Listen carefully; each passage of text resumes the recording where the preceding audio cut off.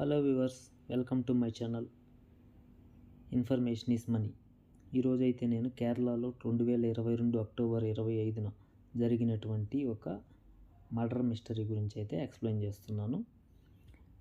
అసలు ఎవరిని చంపారు, అసలు ఏంటి స్టోరీ, సుత్తి లేకుండా టైం వేస్ట్ కాకుండా అన్ని కీ పాయింట్స్తో సహా మీకు అయితే డీటెయిల్డ్గా ఎక్స్ప్లెయిన్ చేస్తాను. కేరళ తమిళనాడు బార్డర్లో జరిగినటువంటి సంఘటన ఇది. గిరీష్మ అనే తమిళనాడుకు చెందినటువంటి యువతి, శరణ్ రాజ్ అనే కేరళకు సంబంధించినటువంటి యువకుడు, వీళ్ళిద్దరూ ఒక కన్యాకుమారి డిస్టిక్లో ఒక ప్రైవేట్ కాలేజీలో అయితే చదువుకుంటూ ఉన్నారు. శరణ్ రాజ్ విక్టిమ్ అంటే చనిపోయిన అతను వచ్చేసి BSc radiology student, final year అదే కాలేజీలో చదువుతున్నాడు. అదే కాలేజీలో చదివేటువంటి అమ్మాయి గిరీష్మ, ఆ అమ్మాయి వచ్చి లిటరేచర్ చేస్తూ అదే కాలేజీలో వీళ్ళిద్దరికీ పరిచయం అయితే ఏర్పడింది. పరిచయం ఏర్పడిన తర్వాత ఒకరినొకరు ఇష్టపడ్డారు, ప్రేమించుకున్నారు. అంతవరకు బాగానే ఉంది. పెళ్ళి కూడా చేసుకుందాం అనుకున్నారు. ఓకే, ఇలా సంతోషంగా జరుగుతున్నటువంటి వాళ్ళ ప్రేమ, చదువు, అనుకోకుండా ఒకరోజు గిరీష్మ వాళ్ళ ఇంట్లో ఆ అమ్మాయికి పెళ్లి సంబంధాలు అయితే చూడడం స్టార్ట్ చేశారు. ఆ అమ్మాయికి ఒక్కరోజు పెళ్లి సంబంధం ఇంటికైతే అబ్బాయి సైడ్ వాళ్ళ నుంచి రావడం జరిగింది. అతను వచ్చి ఆర్మీలో వర్క్ చేస్తుంటాడు కాబట్టి ఆ అమ్మాయిని ఇంట్లో వాళ్ళు ఒప్పించారు. ఆ అమ్మాయి కూడా ఒప్పుకునింది. మ్యారేజ్ అయితే ఫిక్స్ చేసేసుకున్నారు. ఇదే విషయం తెలుసుకున్నటువంటి శరణ్ రాజ్ గిరీష్మాని నిలదీయడం జరిగింది. మన ఇద్దరు పెళ్లి చేసుకుందాం అనుకున్నాము, బాగా తిరిగాము, ప్రేమించుకున్నాము, ఫోటోలు తీసుకున్నాం, వీడియోస్ తీసుకున్నాం, ఇలా రకరకాలుగా చెప్పి అమ్మాయిని అయితే కన్విన్స్ చేయడానికి ట్రై చేశాడు. ప్రస్తుతానికి ఆ టైంలో గిరీష్మ అయితే కన్విన్స్ అయినట్టు నటించి అక్కడి నుంచి వెళ్ళిపోయింది. నేనైతే పెళ్ళి ఆఫ్ చేస్తాను, పెళ్ళి చేసుకోను, ఇంట్లో వాళ్ళని కన్విన్స్ చేస్తానని చెప్పి అక్కడి నుంచి వెళ్ళిపోయి ఇంట్లో వాళ్ళ అమ్మ వాళ్ళ అంకులకి చెప్పి వీళ్ళైతే ఒక పక్క ప్లాన్ అయితే రచించడం జరిగింది. ఆ అబ్బాయికి తెలియకుండానే ఎంగేజ్మెంట్ అయితే చేసేసుకున్నారు. ఎంగేజ్మెంట్ చేసుకున్న తర్వాత ఇంకా అబ్బాయికి అలాగే తెలుస్తుంది కదా, తెలిసిన తర్వాత అమ్మాయిని మళ్ళీ నిలదీశాడు, ఇంటికి వెళ్ళాడు, వాళ్ళ అమ్మతో కూడా మాట్లాడడం జరిగింది. తర్వాత ఇంకా ఇతను ఎట్టి పరిస్థితులు వదిలేలాగా లేడు, ఇతను ఫోటోలు వీడియోస్ పెట్టుకొని ఇబ్బంది పెడతాడనేసి వీళ్ళు ఒక పక్క ప్లాన్ అయితే రచించి అతన్ని చంపడానికి ప్లాన్ చేశారు ముగ్గురు కలిసి.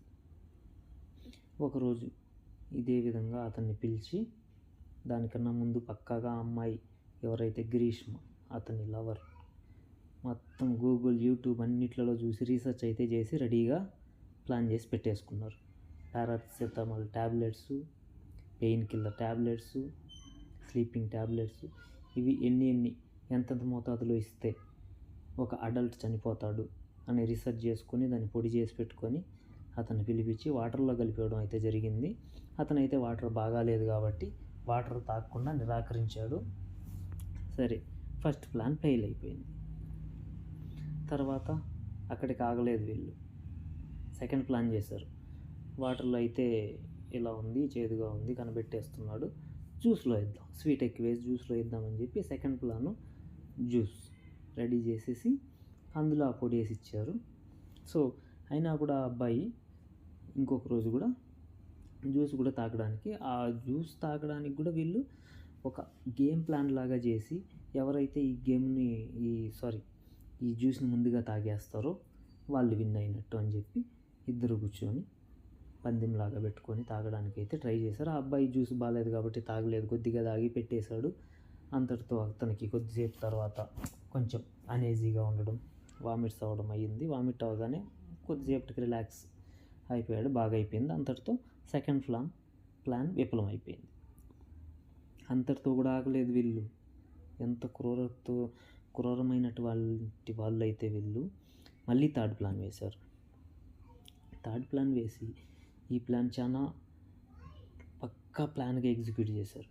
ఒక ఆయుర్వేదిక్ షాప్కి వెళ్ళి ఆయుర్వేదిక్ పురుగుల మందులు సేకరించి అక్కడి నుంచి తీసుకొచ్చి దాన్ని ఒక కషాయంలాగా రెడీ చేసి అతన్ని నమ్మించి ఒకరోజు అతన్ని ఇంటికిలో ఎవరు లేరు, మన ఇద్దరం ఫిజికల్గా కలుద్దాము, ఏకాంతంగా కలుద్దామని పిలిపించి అమ్మాయి చాటింగ్ చేసి పిలిపించుకొని ఆ కషాయం అయితే ఇవ్వడం జరిగింది. ఇది చాలా హెల్త్కి మంచిది, మేము అప్పుడప్పుడు తాగుతూ ఉంటాము, నువ్వు కూడా తాగు అని చెప్పి అతనికైతే ఇవ్వడం జరిగింది. అతను తాగిన తర్వాత అప్పటికైతే బాగానే ఉన్నా కానీ కొద్దిసేపు తర్వాత అతనికి వామిట్స్, సైడ్ ఎఫెక్ట్స్ అంటే విరేచనాలు, నవ్వలు ఇలాగంతా స్టార్ట్ అయ్యాయి. అతను అయితే ఇంటికి వెళ్ళిపోయినాడు.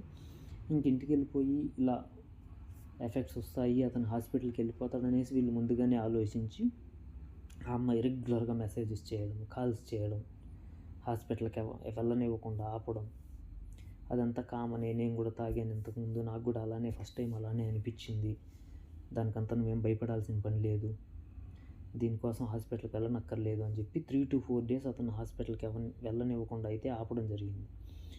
ఆపి అతను ఫుల్ సీరియస్ అయిన తర్వాత ఫ్యామిలీ మెంబర్స్, ఫ్రెండ్స్ ఇంకా ఏమీ చేయలేని పరిస్థితుల్లో హాస్పిటల్కి తీసుకెళ్తే అక్కడ డాక్టర్స్ ఏమో ఇది పాయిజన్ ఎఫెక్ట్ అయ్యింది, మొత్తం ఆర్గాన్స్ అంతా పాడైపోయినాయి, ఇంకేం చేయలేదనేసి డిక్లేర్ చేశారు. సో ఇంకా ఫ్యామిలీ మెంబర్స్ అంతా ఎంక్వైరీ చేయడం, అతను అడగడం, ఫ్రెండ్స్ అడగడం జరిగింది. ఒక ఫ్రెండ్కి అయితే అతను ఎక్స్ప్లెయిన్ చేశాడు, నేనైతే 4-5 days ముందర ఇలా గ్రీష్మాని కలిశాను, ఆ అమ్మాయి ఒక కషాయం ఇచ్చింది, నా హెల్త్ కోసం అని చెప్పి ఇచ్చింది, సో అది మాత్రమే తాగాను. అప్పుడు కూడా అతను ఆ అమ్మాయి పైన ఎటువంటి నెగిటివ్గా అయితే చెప్పలేదు, పాజిటివ్గానే చెప్పాడు.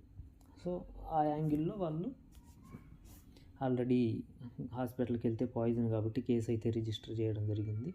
ఇంకా చనిపోతాడు అని తెలిసింది కాబట్టి ఇలాంటి పాయిజన్ కేసులు కానీ, సూసైడ్ అటెంప్ట్స్లు కానీ ఒక జడ్జి వచ్చి వాళ్ళ దగ్గర వాంగ్మూలం అయితే తీసుకుంటారు, ఫైనల్గా రికార్డ్ చేసుకుంటారు, వీడియో రికార్డ్. మన సినిమాల్లో కూడా చూస్తుంటాం కదా, అలా చేసుకున్నప్పుడు మళ్ళీ సేమ్ ఇలాగే ఎక్స్ప్లెయిన్ చేశాడు, నేను ఎక్కడ వెళ్ళలేదు, ఏమీ తినలేదు, ఇలాగా అక్కడ వెళ్ళినప్పుడు గ్రీష్మ నా గర్ల్ ఫ్రెండ్ దగ్గరికి వెళ్ళినప్పుడు కషాయం ఇచ్చారు, తాగాను అంతే అనగానే తర్వాత అతను చనిపోయాడు అనమాట.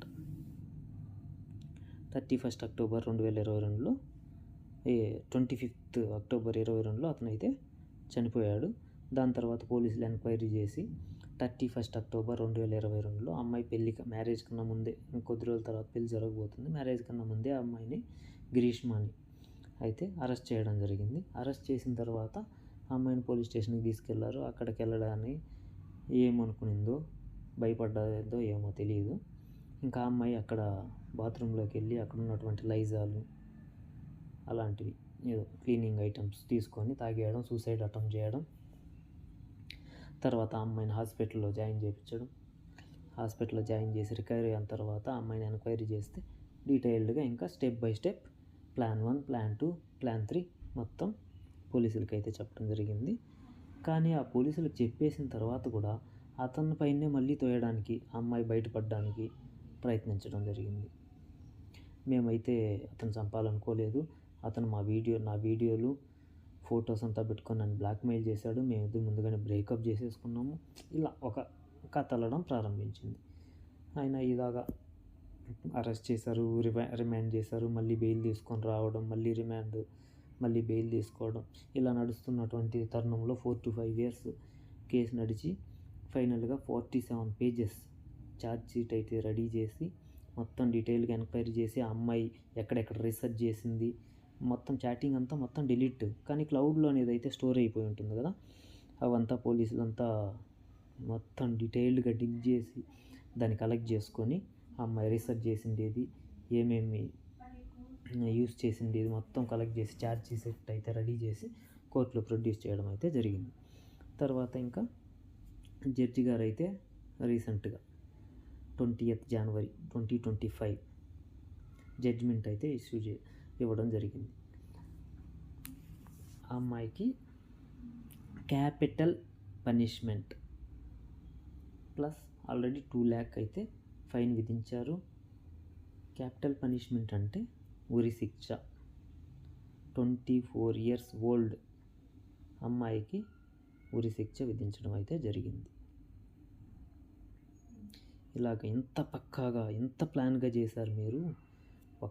ఏదో అనుకోకుండా వాళ్ళ సైడ్ లాయర్ వచ్చేసి అనుకోకుండా కోపంలో చేసేసింది, ఇలాగ వాదించడం మామూలు, ఇది కామనే కదా, లాయర్లు అన్నాక వాదిస్తారు, వాళ్ళ క్లయింట్ని వాళ్ళు గెలిపించుకోవాలి.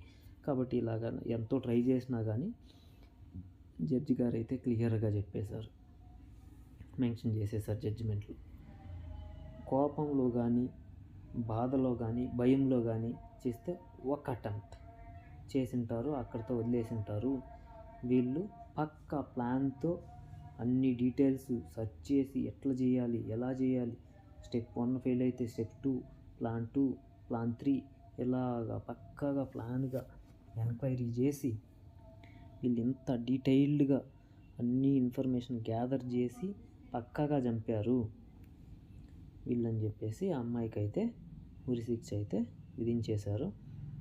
ఆ అమ్మాయికి హెల్ప్ చేసినటువంటి మదర్కి అలాగే వాళ్ళ అంకుల్కి వాళ్ళకి 3 to 5 years జైలు శిక్ష ప్లస్ 1,50,000 ఫైన్ విధించి కేసును అయితే క్లోజ్ చేయడం జరిగింది. సో చూశారు కదండి, ఎంత క్రిమినల్ మైండ్, మనుషులు ఎంత క్రిమినల్ మైండ్ యూజ్ చేస్తున్నారు. మనం ఇలాంటివన్నీ సినిమాల్లోనే చూస్తూ ఉంటాం, కానీ ఇప్పుడు ప్రత్యక్షంగా చూసాం. ఇంతకుముందు కూడా కేరళలో ఇదే రకంగా ఒక ఫ్యామిలీ మొత్తాన్ని ఒక లేడీ విషమిచ్చి కొద్దిగా విషమిచ్చి చంపేసిన కథ కూడా మనం విన్నాం. దాని గురించి కూడా నేనైతే మీకు ఎవరికైనా తెలుసుకోవాలనుకుంటే డీటెయిల్గా నేను వీడియో చేయమని కామెంట్ చేశారంటే నేను ఖచ్చితంగా చేస్తాను. అదేవిధంగా నేనైతే ఇలాంటి ఇన్ఫర్మేషన్స్ పక్కాగా డీటెయిల్డ్గా ఎటువంటి సుత్తి టైం వేస్ట్ కాకుండా మీకైతే ప్రొవైడ్ చేస్తూ ఉంటాను. కాబట్టి నా ఛానల్ని సబ్స్క్రైబ్ చేసుకోండి, లైక్ చేసి మీ ఫ్రెండ్స్ అండ్ ఫ్యామిలీకి షేర్ చేయండి. Please subscribe my channel. అదేవిధంగా మళ్ళీ చెప్తున్నాను, ఇన్ఫర్మేషన్ ఈజ్ మనీ. చాలా క్రైమ్స్ ఇన్ఫర్మేషన్ లేకపోవడం వల్లనే జరుగుతూ ఉన్నాయి.